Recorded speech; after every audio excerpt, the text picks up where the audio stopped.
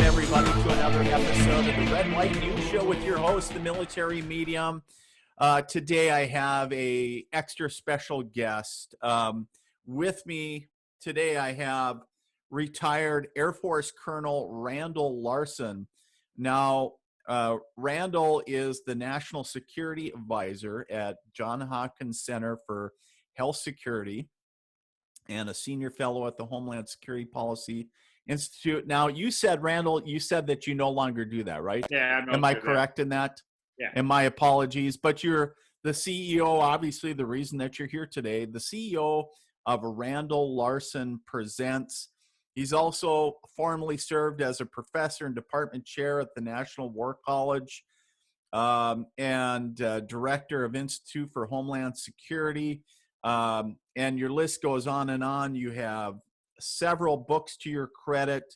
To name a couple, Our Own Worst Enemy, Asking the Right Questions About Security to Protect You, Your Family, and America, Avoiding the Abyss, and the list goes on. A retired Air Force colonel, as we shared back in July of 2000. And get this, he's also served both in the Army and the Air Force for a combined total of 32 years of active duty military service, and going way back when he was 19, back in Vietnam, serving as a Cobra pilot with the 101st, flying over 400 combat missions in Vietnam. And then, of course, serving as a military attaché with the U.S. Embassy in Bangkok and the chief of legislative liaison at the U.S. Transportation Command and commander of America's fleet of VIP aircraft at Andrews Air Force Base, Maryland. His decorations include the Legion of Merit, Distinguished Flying Cross, Bronze Star, 17 awards of the Air Medal, 3 with V Device for Valor, and the South Vietnamese Cross for Gallantry. Wow, if that isn't a mouthful and a resume, I don't know what is. But Randall, welcome to the Red White News Show. Dean, great pleasure to be with you. Glad we could do this. Well, one thing I haven't, in that great bio, but, we talked about it, but the CEO of Randall Larsen's Presents, and the reason that I reached out to you to be on the show today is your recent documentary about Black Hawk Down, the untold story of Task Force 214 out of the 10th Mountain Division. But before we jump into, Colonel Larsen provided us a special clip. So before we continue with the interview, check this clip out. I think you're really going to enjoy it.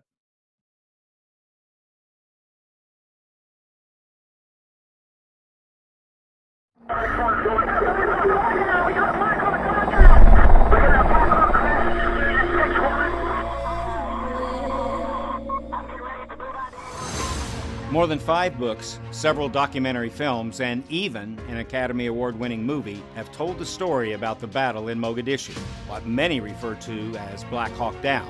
However, none have properly told the story of Task Force 214 until now.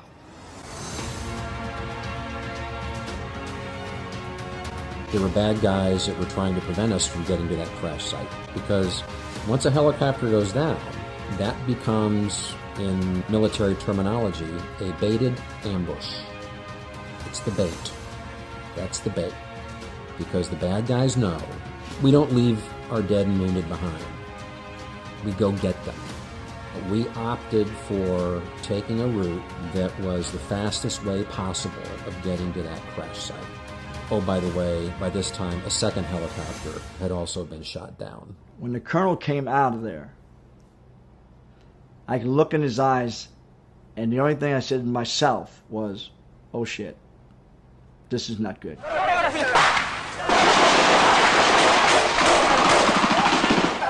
From my perspective, riding in an open Humvee, which, for those who have not had the experience of riding in an open Humvee in combat, is much like riding in a convertible Corvette.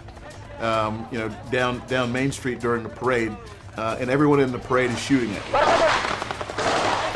At the time, Mogadishu was easily the most intense fight that we had been in since the Vietnam War. And then as we got into town, that whole, I can remember the gunner closing the hatch and coming inside. And now we were getting hit from bullets from every which way, small arms fire. You could hear the little birds above us zipping around, you know, doing their runs. And that's when our vehicle got hit. Even going in with a force like that, it just seemed like, you know, this was going to be a different game. It was going to be a bar fight.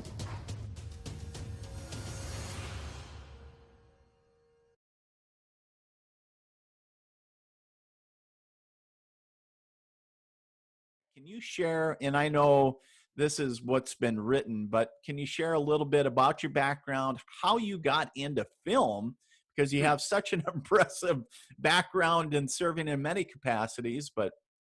Well, you know, since a young boy growing up in cornfields of Indiana, I was fascinated by movies. Probably the reason I became a military pilot was because some of the movies I saw as a young boy. And when I graduated from high school, I was so fascinated by flying. I already had a commercial pilot's license and an instrument rating before I graduated from high school. And I wanted to go fly. My parents wanted me to go to college. I wanted to go fly. But in 1967, the Air Force, the Navy, and the Marines all required 2 years of college to be a pilot. The Army recruiter said, "Hey, would you like to fly helicopters?" And I said, "I just want to fly." So 2 months later, after graduating from high school, I joined up, and I was very fortunate. I graduated. We had 100 in our class. I graduated number 4, and 5 Cobra assignments came down. And the number 1 guy, he'd had 2 tours, enlisted guy, prior enlisted. So he took a Huey and went to Germany, and the rest of us went to Vietnam. But number 2 through number 6, we all took Cobras because, tell you what, 1968, that was the hottest thing going. Most of the ones that we had when I was in Vietnam with 101st, we go down and pick them up in Vung Tau, way down the southern end. I was in the northern end up by the city of Way. They smelled like new cars. Just I can imagine. And they were twice as fast as the Charlie model gunships we'd been flying. And so that was quite an experience. But when I came home from Vietnam after a year, I was still too young to buy a can of beer in Indiana. Couldn't vote, couldn't buy a can of beer. But yeah. But what I really wanted to do was fly jets. So I got out of the Army and went to college and came back in, and then spent 29 in the Air Force, 29 years. Very cool. Well, first and foremost, thank you for your service, sir, and appreciate what you have done for our country and everyone else, but protecting our freedoms, but and what you continue to do, right? So so you had this illustrious career in the Air Force, and in the Army, been overseas combat. How do you get into film? How do you get into that piece? Great question. I started at National War College. I started teaching an elective course in Homeland Security in December '98. And at that time, no one kind of knew what Homeland Security was, and which then that kind of guided the next 14 years of my life after I got out and retired from the military in 2000. But one of the things I really enjoyed using at the National War College would be a little film clip in class. I'd show a little film clip from Dr. Strangelove or from Crimson Tide if I wanted to talk about Clausewitz and war. And some of the older professors, civilian professors, say, "Oh, we'll never use video." I understood that it's a great way of communicating. So then I got out and I did the Homeland Security thing, had the Institute for Homeland Security for a while. And then I got convinced I needed to be the executive director of a congressional commission. And so I said, okay, I'll do it. It's just a year. And it was a great deal. My co-chairs were Senator Bob Graham, two-term governor of Florida, 3-term U.S. Senator, Democrat, and Jim Talent, many terms in the House and 1 term in the U.S. Senate, Republican from Missouri. And I loved working with these people. But the way congressional commissions go, you bring these people in, you write a big report, you have a press conference, and then it's what we call shelfware in DC. Somebody puts your report on the shelf and it's never seen again. So I said, okay, I want to use modern communication tools. And so they kind of said, well, okay, if that's the deal breaker, we'll let you do it. I brought in a good buddy of mine who's a very successful film guy in Hollywood. If you ever heard of a movie called The Breakup with Jennifer Aniston and Vince Vaughn, my buddy Jay, he was like 29 when he wrote that. And he was a writer and producer. A very creative guy. And I said, look, I want to make a short video. And so we did. And it's on my website, randalllarsenpresents.com. It's just 2.5 minutes long. But it was in 2009 when we were having the big flu pandemic of H1N1. And there were a lot of people who couldn't get the flu shots because we couldn't make it fast enough that summer. So we made a 2.5 minute video. Now, and it was great bringing in Jay. We had great music and all kinds of artwork. And I tell you, I am absolutely convinced that President Obama did not read our big report. I would bet money he didn't even read the executive summary, but he watched the 2.5 minute video asking why we're using 60-year-old technology to make important vaccines. And when I realized that, wow, you can communicate with more people through film with certain messages. I also got very hooked on telling untold stories. And so I really enjoyed that time working with Jay on that. And so then as we were approaching the 10th anniversary commemoration of 9/11, Jay and I were contacted by the folks running that and said, could you guys make a film about our wounded warriors? So Jay and I spent 2 weeks at Walter Reed in the amputee ward filming. And that premiered at the Museum there in DC, and for that 10th anniversary commemoration. Played at film festivals coast to coast, won Audience Favorite Award, Virginia Film Festival. And I'd say after that, I was absolutely hooked. But I got to tell you, filming up there at Walter Reed every day for 2 weeks, I'm an old guy, I wake up, my knee would kind of hurt, and I'd go, hey, wait a minute, I got 2 knees. What am I complaining about? I mean, those were some of the most courageous soldiers I had ever been around. And that, after those 2 experiences, just convinced me that's what I wanted to do. I helped a friend of mine make a movie called, in fact, I was the primary funder, called We Serve Too, about the women Air Force service pilots of World War II. There are like 1,074 women who towed targets. They flew planes from factories all the way across the coast and everything. And then in December 44, they got kicked out. Didn't get any veterans benefits or anything. So we made that movie. I helped a friend of mine make that. And so then now I'm really hooked. And so then I've made several since. I made one about a friend of mine who volunteered to go to Sierra Leone in 2014 at the height of the Ebola outbreak. He and one African doctor had 125 Ebola patients in tents. Oh, wow. So the doctors and nurses are all wearing, the full suits. You can imagine how hot that was. I think 9 of the nurses got Ebola. So we made that. CDC actually funded that, and it was shown at a lot of pandemic preparedness conferences around the country there in 2015. But then I made a film called Operation White Coat, which my 2 most recent ones. I tell you what, have you seen the film? I'm sure a lot of the folks looking in have seen the film about Desmond Doss called Hacksaw Ridge. Mel, highly recommend it. Mel Gibson was the director. He did a great job. Desmond Doss was the first conscientious objector to ever win the Medal of Honor. He was a medic on the Battle of Okinawa. Now, he was a Seventh-day Adventist, non-combatant conscientious objector. Just no way would he couldn't even qualify with a weapon. Got him in a lot of trouble when he was in training. He said, my religious beliefs just say I can't do that. But as we talked about in the movie, near the end of that battle on Hacksaw Ridge, he actually did pick up a weapon. But it was a broken M1 that he used to splint his arm. The trailer for that is available on my website, and you can certainly show that to your folks. But so what Operation White Coat is about, after World War II, there were 2,300 Seventh-day Adventists, non-combatant conscientious objectors that said, we can't have anything to do with weapons, but we feel we need to serve in uniform. The Soviet Union's a threat to this nation, but we just can't be involved in shooting people. So they volunteered to be medics. And when they were in training at Fort Sam, down here in San Antonio, twice a year, the folks from Fort Detrick up north of DC would come down and say, we're looking for volunteers. And what they were basically going to do was be human guinea pigs. the Army was very concerned about the Soviet developing biological weapons, and the Army had to figure out how to make defenses. So these guys, I mean, I traveled coast to coast interviewing these guys now who were in their 70s and 80s. Most courageous soldiers I have ever met. They volunteered to be infected with diseases like tularemia and Venezuelan equine encephalitis and other diseases that they would really get sick. And in the film, I'm interviewing them, the guy or they would be exposed to a toxin, and they say, oh, after an hour of being exposed, 8 hours of violent GI distress is how the guy explained from both. And we learned so much. And also, those were challenge studies where they would actually infect them or expose them to toxins. They also had tested a lot of new vaccines on them.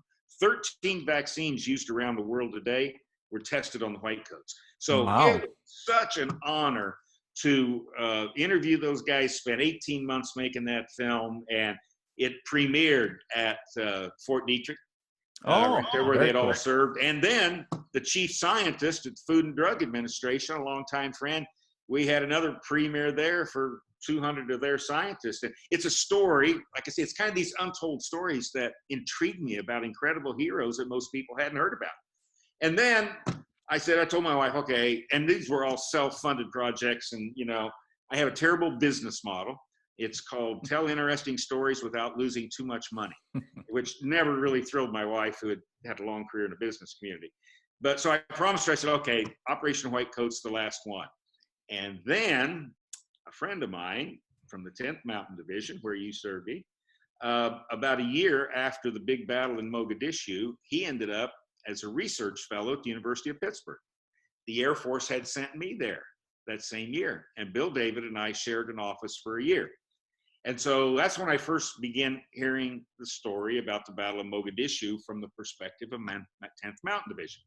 And truth be told, a lot of the stories were probably in the bar, but some of them in the office there at the University of Pittsburgh. But so, yeah, Bill and I kind of stayed in touch, and he went on to be a one-star before he retired. And then he took over as a contractor down at Fort Polk, Louisiana, one of the big training centers before people would deploy to Afghanistan and Iraq. So about 2 weeks after I told my wife, okay, I've retired from this self-funded documentary films, I'll do something else here in my retirement, Bill David calls me up and says, Randy, I think you need to tell one more story. And so I kind of realized that the story about 10th Mountain had never really been told to a large audience. Now, a good friend of mine, or two good friends of mine, were the technical advisors to Ridley Scott when he made the original Black Hawk Down that came out in 2002. Ridley Scott's one of my favorite directors, and for Hollywood, I thought he'd done a good job. Most of the facts were wrong. But, you know, when a Hollywood guy tries to take an 18-hour battle and tell it in a 2-hour movie, well, you know. And in fact, so Lee Van Arsdale, who's also in my film, The Untold Story, 16 years in Delta Force, and he was a key guy in the battle in the rescue attempt. And Tom Matthews from the 160th, he was the commander of all the helicopters that night in the real battle. So they're in Morocco for 4 months with Ridley Scott while they're filming the original Black Hawk Down. They go, really? That's not how that happened. That's not who did that. And Ridley, really nice gentleman, would say, I'm not the History Channel. I'm in the entertainment business. So they helped shape the story a little bit. But sure. So I went to the world premiere in D.C. My buddy Tom Matthews, the commander of the Night Stalkers, got me a ticket to go there. And so when the after party, I didn't want to hang around with Josh Hartnett and all the big stars. There was a few Delta guys and Rangers. So I was kind of hanging around the bar with them. And I said, what did you think? And they said, well, they got the timeline kind of wrong, a lot of the facts wrong, composite characters. But Ridley Scott captured the kind of the essence of the battle, the heroism of the troops, the intensity of urban combat. But there's hardly any mention of 10th Mountain Division in the movie or Mark Bowden's book that the movie was somewhat based on. It was just focused on the special ops guys. And the special ops guys, as Bill David says in my film, the greatest warriors in the world. You know, never take anything away from them, but they were put in an incredibly difficult spot. And then after Super 6-1 was shot down, the 99 special ops guys, they were surrounded by more than 1,000 well-armed Somalis. They would not have gotten out had it not been for 10th Mountain Division. So that's what led me to tell this story. So, I ended up with 32 hours of interviews of 10th Mountain Division soldiers that were in the battle. One Delta guy, that's Lee Van Arsdale, and one Ranger who had been the S3 with the Ranger Battalion there.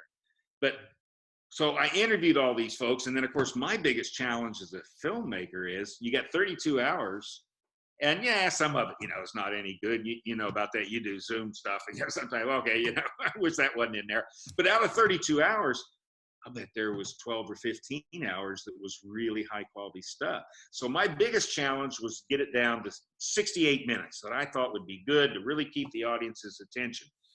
And to tell the 10th Mountain Division story, that's a 17-hour battle in 4 locations that I got to tell in 68 minutes. Now, you can stream it on Amazon, and if you have Amazon Prime, it's free. But if you get the DVD, which I'll hold up here, that's sold in 3,000 Walmarts when it first came out. Don't know if it's still there now. And it premiered in DC on March 29th of 2019. By that weekend, it became the #1 best-selling documentary on Amazon and stayed in the top 10 all of last April. Wow. And a week ago, I got this email that I wasn't expecting. It was awarded the top documentary film for 2019 by Home Media. Very cool. I will send you that website. And when you see the other films that got the awards, you're kind of going like, whoa. Yeah, and so now it's really time to quit documentary films. Don't be too gay. President Johnson said, always leave at the height of the party. I got it. So, but back to the film. I mean, it was great. So on the 25th anniversary of the battle, and it's hard for me to imagine it was that long ago. It tells you how old I am. But on the 25th anniversary, they had a big commemoration up at Fort Drum. So I wasn't quite done with the film yet, but we took an early draft up there and showed it at the base or the post theater, excuse me, and 50 veterans of the battle from 10th Mountain showed up. Wow. And one of my most prized possessions in the world, and I'm going to send you a photo of it, we had them sign the poster, those 50 veterans. I also kind of use that to check my facts. Because, if 5 people are standing on a street corner and see an automobile accident, and you interview them, you'll get 5 kind of descriptions. So now, you interview 30-some people. And so I had to make sure I'd kind of gotten it right. And I read all the after-action reports, the command post logs, several other generals that are not in the film that were involved at different command levels. But I really then wanted to sit down with the soldiers, the privates, the corporals, the sergeants, and some of the junior officers, and say, okay, what do you think? When I came back to Austin after that sneak preview, I only had to change one thing. And that was where Charlie Company, so the whole column is coming down National Street because you got Super 6-4 down here south of National Street that's crashed, and Super 6-1, where the 99 Special Ops guys are trapped, is to the north. Where I showed on the map that Charlie Company went south, it was 1 block off.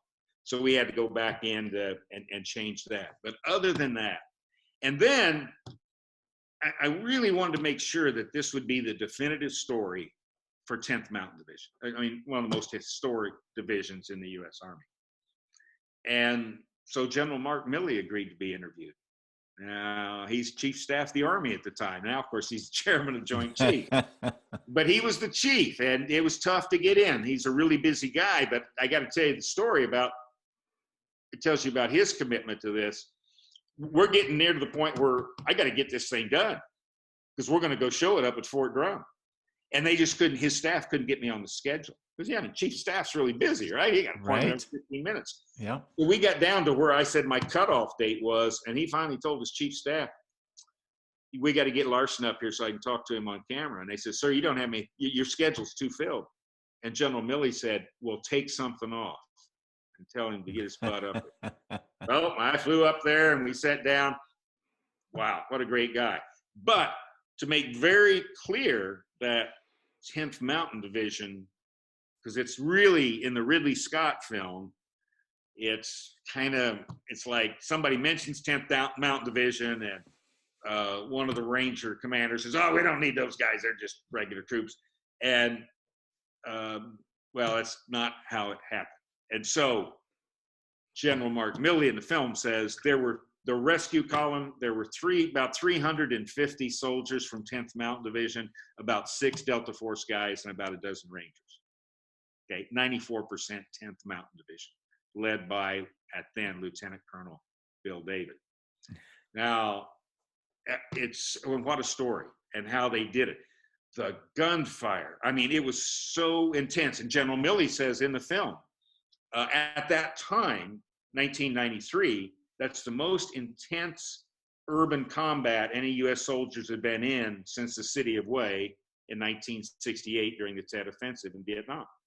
Now, since then, places like Fallujah, whatever, there's been pretty intense urban combat. But at this time, the thing that really impressed me when I first met Bill David back at the University of Pittsburgh in '94, the training that they had at Fort Drum before they went. Of course, now, for the folks that are not familiar with it, these are mountain troops that train when it's 30 degrees below zero. They're out in the tents, okay? Yep. And so who do we send to Somalia in the summer? Of course, the 10th Mountain Division. We all know how and if I remember right from the stories, when they actually deployed, they trained up when there was snow on the ground. Yep.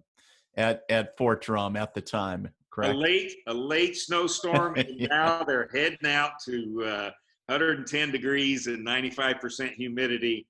But one advantage was in the 9 months before deployment, a lot of the units were deployed for other missions. So Bill David's battalion had pretty much a division's worth of ammunition to train with. The live fire training that they did, Bill David credits with the fact there was not one fratricide in that battle. And in the other battles that they were involved in before the Black Hawk Down incident, and they were in quite a few firefights in the 2 months preceding that. That all the training they got to do in the live fire. And then there's another element that's so important that unfortunately doesn't exist in the Army anymore. 2nd 14th was a cohort unit that was being tested by the Army. Many of the young enlisted troops, of that 350, they'd gone through basic training together. They'd gone through AIT together. They showed up at Fort Drum together. One of my favorite guys in the film, an M60 machine gunner, when we were doing the film, when we were showing it up at Fort Drum, Bill David called on him and said, "How long were you a M60 machine gunner in A Company 1st Platoon?" And young gentleman by the name of Zimmer, who 25 years after the battle probably still gets carded in bars. He's so young, and to think he was there 25 years ago. But he said, "Sir, I had been an M60 machine gunner for 3 years in Alpha Company 1st Platoon." So when you're doing all these live fire exercises and you're running down and whatever, and Zimmer's back there firing, you really trust him. You know you've done all this training together. And, you know, some people say, well, we had 14 years experience in Vietnam. No, we didn't. We had 6 months experience over, because everything was replacement units. Yep. Almost all. There were a few exceptions, but, you know, and that's not how you build unit cohesion. And I know the personnel guys will tell me, oh, it's so hard to do cohort units because they all come up for PCS same time. I get it. But I also understand, and particularly I learned making this film, what that means for combat readiness, what that means for limiting U.S. casualties when you're in a fight, because you know how to fight with each other. And it's just like a great NFL team that's been playing together for 3 or 4 years, and now they get to the Super Bowl. They know what the other person's thinking. You know, it's interesting that you talk about that, Randall, and I think it's a great segue to talk about some of the, you know, after the many years, and we chatted a little bit before we came live about as I joined Charlie Company 214 about 3 years after the battle, right? But a lot of the lessons learned, and although the cohort concept was gone, the lessons learned from that battle and from that deployment were brought forward, and it was so tremendous, and see some of those veterans that were still within the unit and still within Charlie Company, from my experience, my perspective as a young E5 and before that a young E4. But just some of the tremendous, I look back at it now and with your documentary, it was like, wow, you could just brings everything home. Like, why, they talked about one of the things I just remember, and I think it was in Black Hawk Down too, is when the Ranger Battalion went out, and one of the reasons that they got into trouble was they only went with a 24-hour contingent on their body, right? With either butt packs or little back, go bags or whatever. And no NVGs. Right, and no MVGs. And that was one of the SOPs, and that's what I was going to bring up, is we were required to have NVGs on us at all times, tied down in our butt packs. And then, because back then we wore butt packs. And the other piece is that we had 72 hours of contingency on us at all times, whether chow, ammo, water, so you can fight light, right? Light fighters, and that mountain concept and it was, so it's interesting how it was all brought forward, because it was always saying, hey, do you got your MVGs? Do you have, when the new optics came out, it was required for us because they said you need to zero both. And then guess what? Your iron sights, because back then it wasn't modular like it is now, the charging handle that came off was zero to your weapon, but got tied down inside your butt pack. And so it was interesting that all these things that were learned in theater, in that firefight, were brought forward, and how it trickled down into the platoons and those line units, the Joe on the ground. I will tell you, so like I say, if you stream it on Amazon, you'll just see the 68-minute film. On the DVD, there's another hour of bonus video, which is some great material that just didn't fit in my storyline. One of the bonus material pieces is General Mark Milley, who at the time was Chief of Staff of the Army. Now I like to call him Mr. Chairman, but he talks about lessons learned not just for 10th Mountain Division or 214, for the entire U.S. Army. Right. About things like, so if you got, special ops guys, and I did 6 months special ops in Vietnam, where we worked with, it was called SOG, Studies and Observation Group and stuff. And I know that when you get into that, everything's kind of close hold, you don't want to share it, and I get all that. But he said one of the big lessons learned there was not enough coordination between the special operations guys going out on the missions and the 10th Mountain Division, who was supposed to be the quick reaction force to help them. But if they don't know all the stuff that's going on, and so that's not my assessment, that's the Chief of Staff of the Army that said there was not enough coordination and we needed to improve that. Right. Air support. Oh, one of the big things was earlier on in Somalia, we had Spectre gunships over there. Had we had Spectre gunships that night, even though now some of the guys talked about it wasn't quite hand to hand, but they were shooting at each other sometimes a couple meters apart. Now you really can't call in a Spectre at that point, but what most of the troops told me is, had there been a Spectre overhead and the bad guys knew it, they wouldn't have engaged 10th Mountain. They'd have stayed away. And this is in the film, a lot of senior U.S. military leaders said that when we sent Task Force Ranger over there to try to capture Mohammed Faradid, when they did the assessment, they said, okay, we need some M1 tanks over here and some Bradleys in case the special ops guys get in trouble. We got something to protect them and go out there. And the decision was made at the White House that, we didn't want to send some M1 tanks over there. talking to Drew Meyerowitz, who at the time, young captain in the Battle of A Company that went up and rescued the folks at Super 6-1.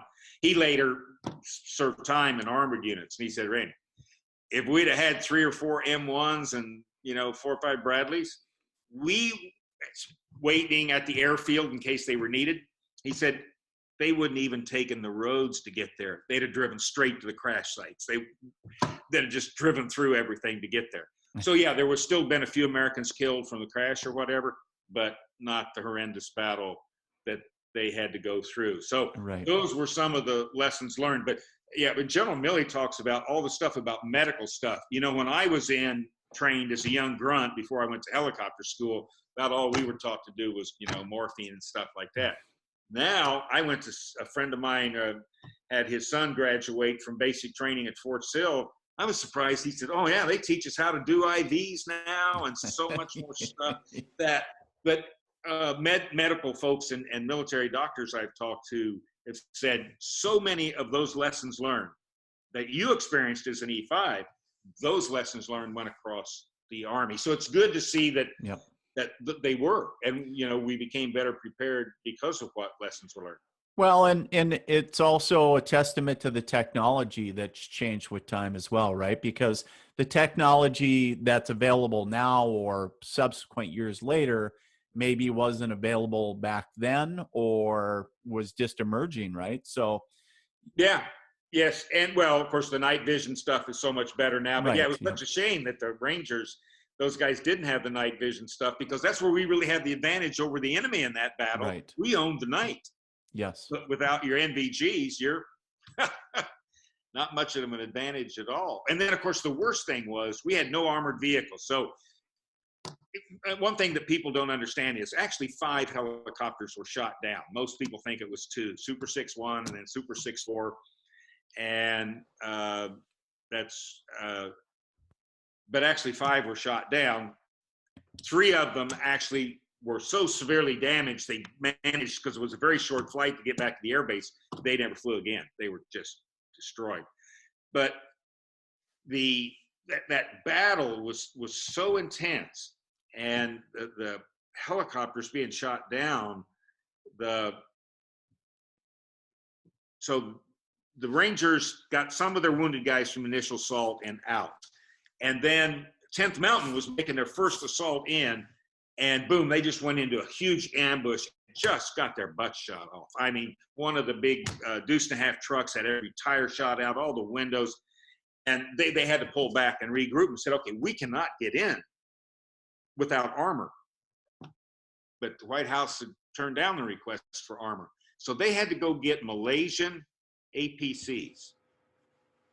And the Malaysians were great at cooperating. They agreed, took a lot of convincing, but they agreed to take their soldiers out of the APCs so we could put in 10th Mountain Division soldiers. But they said, well, we got to drive them. So now you can imagine, it's dark. You're going to go into a gunfight, really, and you hear all the fighting going on. It's not that far away. You can hear it.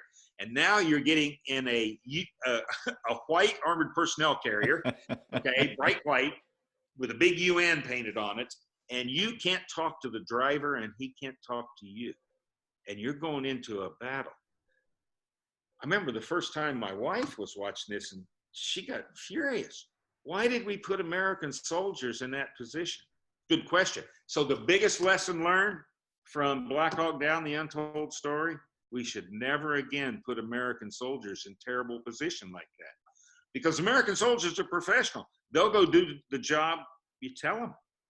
But we shouldn't put them in that kind of terrible position in the first place. That's my main lesson learned that I learned from 18 months working on this film. Well, it's interesting you bring that up unfortunately at times though, the American soldier gets into a situation where where they are without what they need, right? And it's almost like that American quality that we're able to adapt or overcome. And I think about fast forwarding some time into Iraq, right? And before they actually had enough up armored vehicles, yeah, and where some of the units that did early patrols or early missions, they actually made what they were calling hillbilly armor, and Yes. welding steel plates and say, who can weld, and finding the guy that used to weld down the street or in his dad's shop and get out the plasma torch, and they would cut out little slits, and they would make, and you go back to Vietnam, right? So the ingenuity of Americans will always find a way, regardless of, and you take Somalia is no different, to saying, you know what, we're going to take a crappy situation and try to make the best of it. But these guys had deuce and a half trucks with sandbags in the bottoms and the sides, the best they could do. And they say, oh, okay, you're going to go into urban combat in a deuce and a half. But you got guys up on 4-story buildings with RPGs shooting down. Well, sandbags don't help you. But no, there was a lot of Yankee ingenuity. And it's funny, I hadn't heard that term in quite a while about hillbilly armor. But yeah, I remember, because we had them there and they needed it. And GIs will, absolutely figure out what they need to do, even if they're cracking open the back of Claymore mines and using the C4 to heat their sea rations. But I'd never recommend anything like that. But no, so it was the lessons learned, so I am glad that there were a lot of lessons learned that were quickly applied to, and General Milley says, not just the U.S. Army, the Marine Corps, Special Ops, and folks that, so we did learn lessons there. And there's always going to be unexpected things when you go into combat. I'll tell you one, and I have to be careful, I can't use any names here, but one thing that makes me proud about making the film, there was a year or so ago, there was a pretty significant outbreak of Ebola in a country in Central Africa. And the Centers for Disease Control and Prevention wanted to send in some teams to help control it there, because we don't want to come in here. And so it makes sense to kind of control it there. And then they went to DOD and says, well, yeah, we need some special ops soldiers and folks to come and protect us, because there's a lot of bad guys and terrorists there. And a friend of mine was working for a very senior government official involved in that decision. And that official was kind of saying, well, that sounds like a good idea. And so my buddy took a copy of this in there and said, let me show you what happens when we put a few soldiers in someplace maybe where it's not really a good idea. And then that senior official kind of changed his mind and said, no, I don't think we're going to do that. We just have to be careful. If we commit American soldiers, and like Bill David says in the film, I just love it. He said, the primary bulk of an infantry fighting force are right out of high school, 18, 19, 20 years old. And now men and women right out of high school. And so we ought to be careful when we commit them somewhere. And there are certainly times we have to. I just watched a little clip last night about, I've been studying the invasion at Normandy since I was about in the 5th grade, and I still keep learning things. But just when I think about, we had to do that. We had to ask young American soldiers to do things like that. In times we have to do it. But we just have to be careful when our national leaders commit our troops. But so I picked a good movie to retire on, because I don't think I ever pick a better one than this. And until the next one, Randall, until the next one. But there's so somebody calls me with another untold story. Well, I wanted to segue on that, but I bring up, we've been asking America's sons and daughters to, protect our rights and freedoms for an awful long time. And, out of necessity, but also out of interest and everything else. But, it's interesting. You're absolutely right. I remember, I think it was a platoon leader. And actually, I think it was at Fort Drum, actually kind of bragging that he was turning 21. I was probably, when I was at that time, I think I was in my mid-20s. Which is getting kind of old, actually. You get in your mid-20s, you're getting to be the old guy. Yeah. And, you know, so like when you said they're the 19, 20-year-olds, I remember a platoon leader bragging that he was turning 21 and they were going to go out and celebrate. And I was thinking, oh my God, I'm getting, I'm getting so old. But you're absolutely correct. But it's interesting. So when we take that dynamic of taking, again, America's sons and daughters at this very budding age of their adulthood, and we thrust them into a combat situation, you know, whether it's one, you know, one scenario or more, but you know, what your documentary talking about Somalia. I wanted to talk about the after effects and, you know, what your documentary is doing to help that, bridge that gap and people dealing with PTSD. I think one of the things when I reached out to you saying that, you know, I came to Charlie Company, and to the battalion about 3 years after the fact of that battle. And we still had, you know, quite a few number of veterans that hadn't PCS'd or ETS'd, that were still around. And there was still a lot of what I recognize now as you know, effective PTSD. And you know, of course, they'd tell the old war stories and everything else, but you know, self-medicating with a lot of heavy drinking, a lot of heavy drinkers. And I'm sure a lot of other folks doing a lot of other things. But what I would share is, what have you seen on the tail end of the work that you have done, or maybe some things that you have heard post-production of, you know, helping them deal with the effects of, you know, that trauma? Great question. There were several of the young troops that had some serious problems with PTSD when they came back.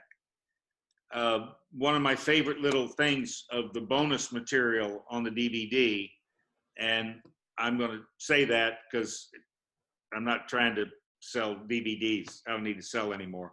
But what I'm going to do is I'm going to send you a link that you can put up on your website and share with people. And it's about J.T. Cooper. J.T. Cooper, so many of these guys are amazing. J.T. has just got a special place in my heart. Young teenager, M60 machine gunner in Charlie Company. He's the guy when he hears on the radio net that Charlie Company, Alpha Platoon is missing, presumed dead. JT goes, hell, I ain't dead. As he hollers to his platoon leader. He's quite a guy. But when he got back, he had some pretty serious PTSD. So serious, he actually thought about committing suicide. He's pretty open and honest about it. And JT then will tell you that music saved him. Mm. So in 1993, a very young J.T. Cooper carried an M60 machine gun through the streets of Mogadishu. Today, he carries a guitar through the streets of Nashville. He's a very successful professional singer. And I'm going to send you a link that everybody can see it. It's free. And it's a song that he wrote and performs. It's a little video clip of it. It's called Jet Lag and Nightmares. About his experience with PTSD coming home. And oh my God, the first time I heard it, all I could think about was when I got back from Vietnam. I was going to say, how was that for you as a veteran? I mean, we didn't even have anything like that. So look, my dad and his three brothers all served in World War II. And when I got home, I'm still not old enough to buy a can of beer. It's not to say I didn't drink any, but I wasn't 21 yet. And I had a few things. I lost a lot of friends. And 68, 69 was the absolute worst time for Army helicopters. But whenever I kind of said anything, my dad and my three uncles said, suck it up, son, have a beer. Because that's what they were told when they came back from World War II. And, I just had a year. When they joined, It was for the duration, however long the war was going to take. And Uncle Alfie was in Okinawa, Uncle Ed was wounded in the Philippines. And so, yeah, we didn't really take it seriously at all in Vietnam. Now we do a lot more, and I think the military has made a lot of progress. But there were some, I think, significant cases when these guys got back. I think the Army, from what I know, has made a lot of progress. In fact, a young lieutenant I knew that was out in Fort Lewis, he showed up, young lieutenant right out of OCS and jump school, and then he shows up at a company that just all got back from Afghanistan. Now you can imagine what a tough situation that is for right. the platoon leader, and these guys have got 1 and 2 combat tours. But what his job was because one of the things you miss when you come back, I mean, there's the trauma, wounded, dead people, all that, the fear. There's also missing the adrenaline rush. So what his job was, I can't remember if it was once a week or every other week, he was taking guys out for high stuff, like, let's go rappelling, or let's go do this. And just to get them that adrenaline rush to kind of ease back down. So there's different, I think the Army has understood there's different types of that adjustment of coming back from that intense, not just the tragic part of it, but just the adrenaline rush that gets you going. So I'm glad to see we've made progress. I don't believe I know of any suicides from those guys that's attributed back to that.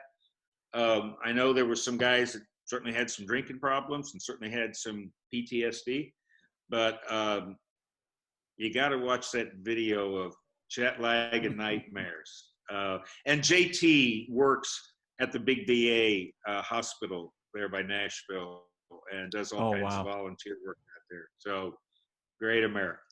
Very cool. Very cool. And, you know, it'd be interesting and maybe we'll even reach out to him, see if he's open to maybe even do a segment. That would be just an awesome episode as well. He's got this greatest accent you've ever heard. I can listen to him all day. And then you got to get him to sing for you. Well, there you go. There you go. Maybe we'll do that. But, you know, it's just really interesting though, is like I shared, Randall, is that, you know, your project number one caught my attention, and actually, which is interesting, was it was just, I think it was some group that I'm on in social media shared it, and then I was like, "What's this?" And then I just heard 214, you know, and then I just pulled on the thread, so to speak, and I went down that rabbit hole, and I was like, well, why didn't I hear about this prior? And what is this guy doing? And then I see all your other work, and I was like, we need to talk about this, because I just feel it is just such important work. Storytelling is such a powerful tool, right? We're able to see ourselves in other people's stories and relate, right? I absolutely, I just love telling stories, and particularly especially, I'm just looking something up here, the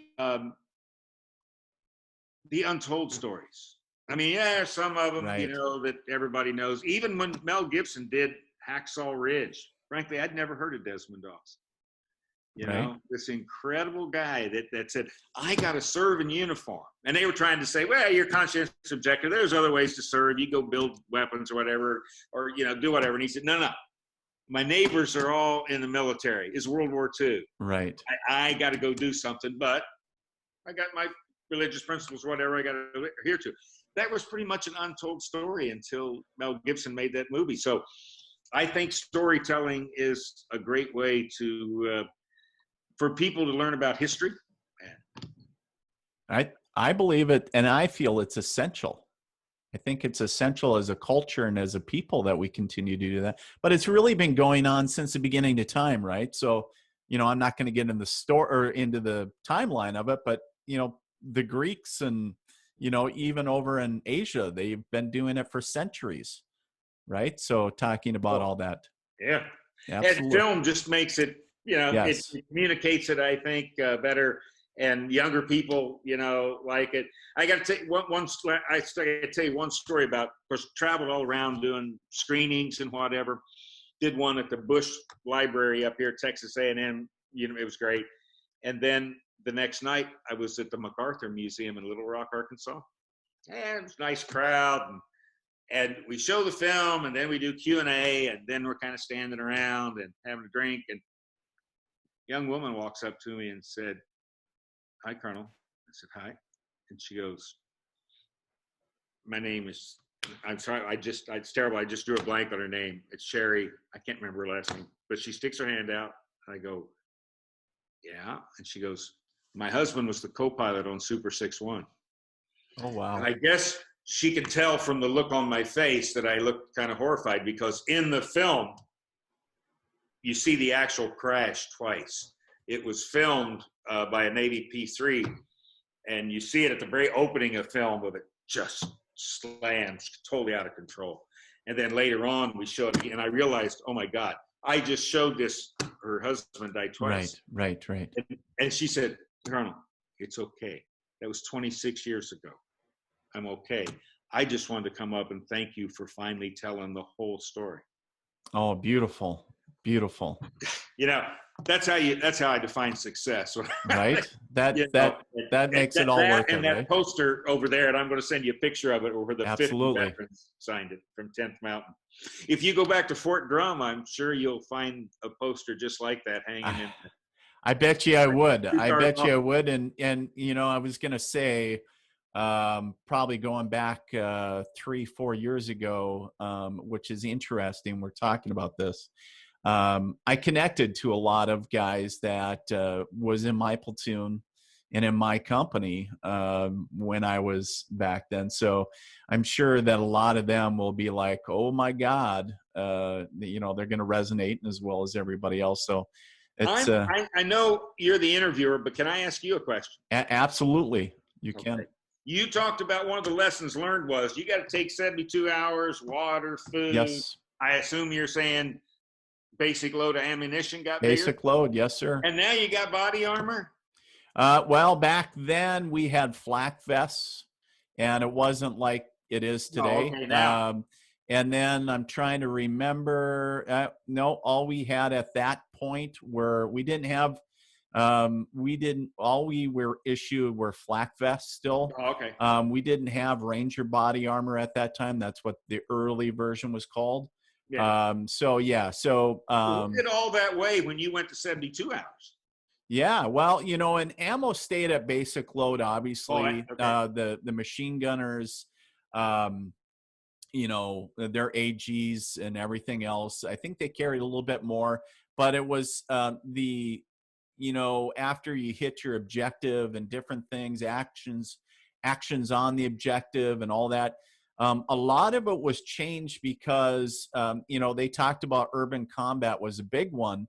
You talked about the volume of fire. I remember guys actually talking about, they were like, "You don't realize, quit hugging the wall," because you don't realize the volume of fire that we experienced it would come right down the alley, and you know, the bullets would follow the wall, and it was like, you know, throwing marbles. Everything would go to, it seemed like, you know, they were spraying in a sense. And, you know, so they were, yeah. So a lot of things you were talking about really validating things that later on, just, you know, a mere 3 years later.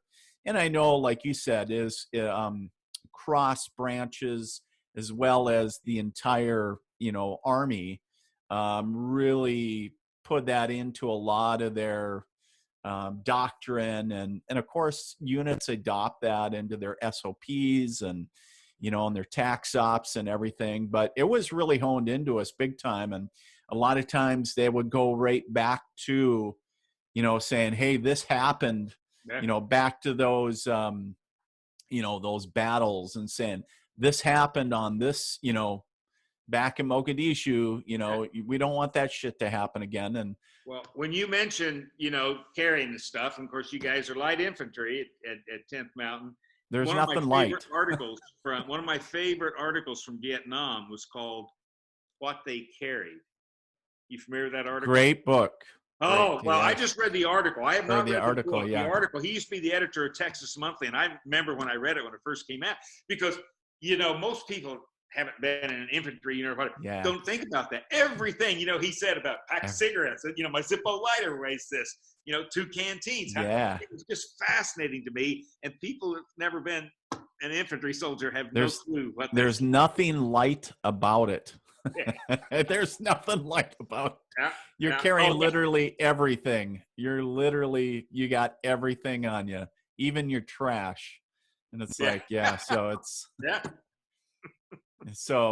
it's quite interesting that you bring that up. But you know, I think infantry soldiers from just about every era can say, God, you know, if you're not motorized or mechanized, you know, you're carrying everything literally. And Yeah. so it gets Well, you crazy. did ask me, I see we're coming up on our time, but you did ask me what my next project is. Yes, I did. It's not going to be a film. It should be rolling out here in about, by the time you post this, it should be up there. The website is going to be A Good War. And it's, the timing is incredible, because the good war that I'm writing about is about the war between the human race and infectious disease. So for the last 15 years, I've been the National Security Advisor at the Johns Hopkins Center for Health Security. And we've been looking at pandemic preparedness. And I was the executive director of a congressional commission at one time, also looking at this. And so now we're dealing with COVID-19 and whatever. But, right. So when we think of American heroes, you know, I primarily think of soldiers, Marines, and airmen, whatever. Yes. Well, now those frontline folks that are fighting this war against this invisible Yeah. enemy are those public health people and medics and Absolutely. EMS people. And so we got a podcast that will be coming out the 1st of May, and we got the website and the blog, but it's about the heroes that are protecting us today. And Excellent. yeah, so I'll send you some information on that. But Absolutely. the most important thing, I'm going to send you 2 things. I got to remember to send you that poster signed by 50 guys from 10th Mountain. Absolutely. And JT's song. Yes, absolutely. Do that as well. And we'll have that all up on our social media, and as well as when we publish everything as far as link backs and all that great stuff. But thank you so much, Randall. Thank you for being a guest. Thank you for obviously your service once again to the country, but thank you for what you're doing with telling other stories. And in your words, telling the untold stories, right? A lot of heroes out there that deserve to have their stories told, and it's a real honor for me to do it. And thank you for having, you know, what a great podcast this is to talk about the folks out there and the people in the military and first responders. And like I said, the frontline troops today are a little bit different than we've been used to. And I just had an article recently published. It'll be on our blog too. It was in National Review, called "This is World War III we're in right now." As in World War II, the nation was mobilized. Every man, woman, and child was involved in some way or another. Well, that's kind of the way it is now. We're all in this game, in this war against COVID-19. You're absolutely correct. Well, thank you, Randall, for being a member or a guest today on the Red, White News Show. It's certainly been a pleasure and an honor. And we look forward to seeing your next project, and we look forward to connecting with you again in the future. Thank you. Climb to glory. Thank you so much.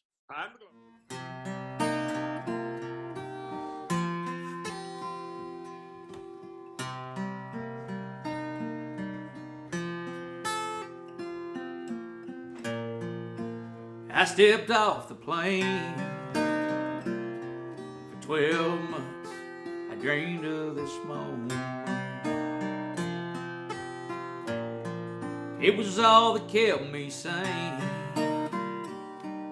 thinking about how it would be, her living arms holding me. But now that I'm home, why do I still feel alone? I'm doing alright, I'm doing okay. That's what I say when anyone asks me. I put put on a mask, smile on my face. How long will it take to not have jet lag and nightmare?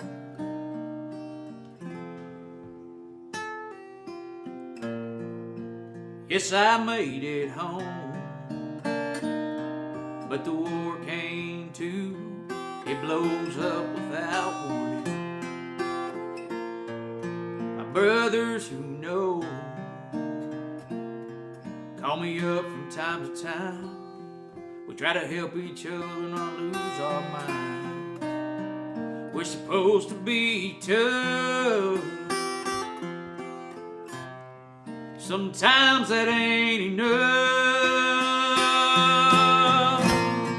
We're doing all right. We're doing okay.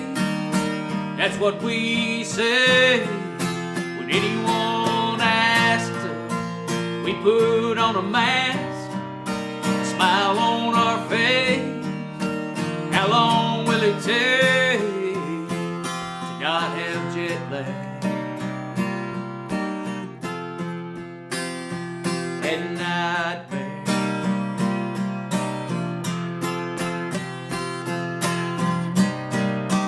We go to war for our family and friends. When we bring it home, where does it end? Does war ever end? Yeah, we're doing all right.